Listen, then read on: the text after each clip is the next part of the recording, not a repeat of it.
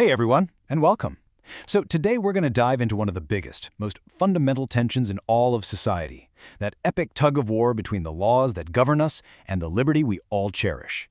Are they mortal enemies, or is it a little more complicated than that? I mean, really think about it. Every single time a new rule gets passed, whether it's about speed limits, taxes, or what you can say online, does it automatically chip away at your personal freedom? And look, this is not some simple yes or no question. This is a huge philosophical puzzle that thinkers have wrestled with for ages, and how you answer it, well, it really shapes your entire view of government, society, and your own place in it. Okay, let's get right into it. To really untangle this tug-of-war, we first have to be crystal clear on what we're actually talking about. So let's start by defining our terms. So law. At its most basic, it's the framework, right? It's the set of instructions that's supposed to give us stability and predictability, letting millions of us live together without total chaos. Its job is to keep order, and this is crucial, to protect our rights. Now this slide, this is everything. This is pretty much the key to the entire debate. You see, liberty isn't just one thing. First, you have negative liberty, which is basically freedom from things. Think of it as your own personal bubble, your leave-me-alone zone. But then you have positive liberty, which is the freedom to do things, to actually achieve your potential. And trust me, getting this difference is absolutely crucial, because the whole conflict really boils down to which one of these you prioritize.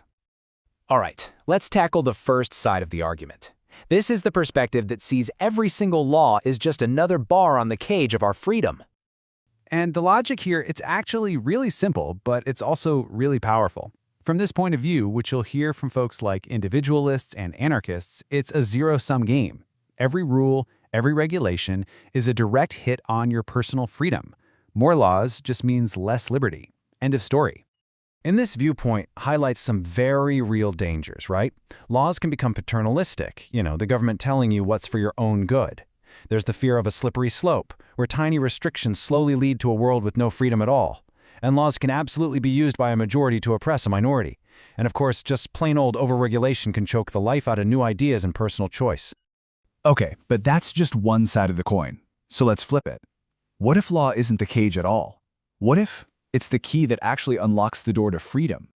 This is a huge quote from the philosopher John Locke. It's almost a paradox, right?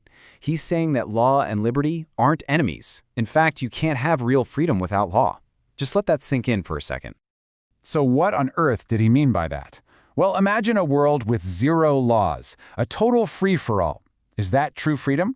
Not really. It's just freedom for the strongest person in the room to do whatever they want to the weakest. Law is what protects you from the whims of others, creating a safe space where your freedom can actually exist. The reality of living with other people is that our freedoms are constantly bumping into each other. My freedom to blast music at 3 a.m. runs right smack into your freedom to get a good night's sleep. Law's most critical job is to be the referee and draw the lines so we can all exist together. And this classic quote just nails it, doesn't it?